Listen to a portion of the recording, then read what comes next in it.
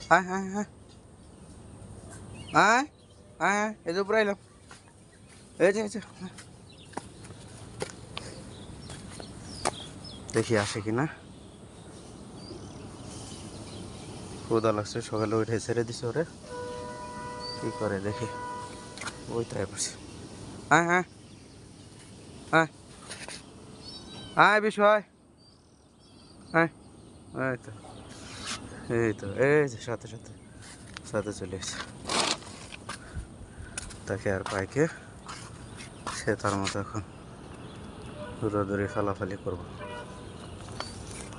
হ্যাঁ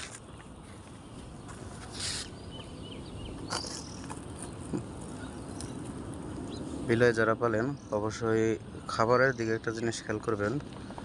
বিড়াল যে জিনিসের উপরে অভ্যস্ত ওই জিনিসটা দিনে খাওয়ানোর সাথে সাথে যে জিনিসটার প্রতি অভ্যস্ত না কিন্তু তার জন্য শারীরিকভাবে ভালো কিছু হবে, তাহলে ওই জিনিসটার প্রতিও আপনাকে ধীরে ধীরে খাবারের প্রতি রাখতে হবে। যেমন বিশু মাছ খায়, দুধ খায়, আর হলো মুরগির, এই তিনটা জিনিসই খায়।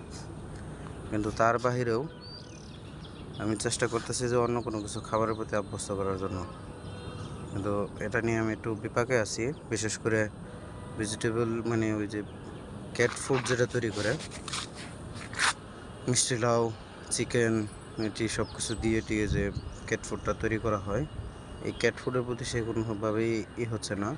তো দিনে একবার মাছ দেওয়া হয়, একবার দুধ দেওয়া হয়, এবং ক্যাট ফুড একবার করে দেওয়ার চেষ্টা করা হয় দুদিন পর পর একবার করে দেওয়া হয়। যদি কিছু খায় মানে যে অভ্যাস হয়ে যায় এই জন্য এটা করা হচ্ছে। তো সবাই ভালো থাকবেন আর নিজের পোষা প্রাণী পাখি সব কিছুর প্রতি খেয়াল রাখবেন। আসসালামু আলাইকুম।